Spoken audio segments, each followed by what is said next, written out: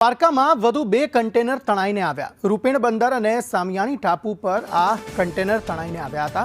Container ક્યાંથી આવ્યું તે દિશામાં પોલીસ તપાસ થઈ રહી છે। કોસ્ટગાર્ડ અને કસ્ટમ વિભાગને આ મામલે જાણ કરવામાં આવી છે।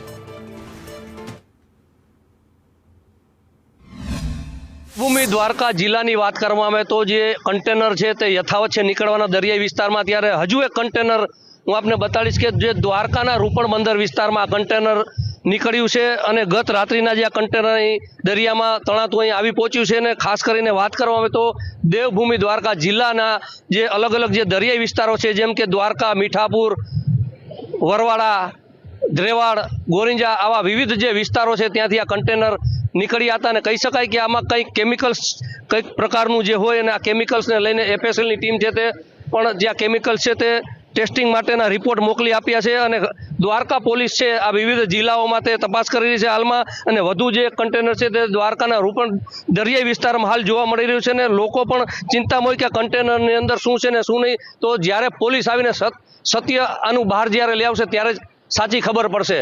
અનિલ લાલ, સંદેશ ન્યૂઝ, દ્વારકા।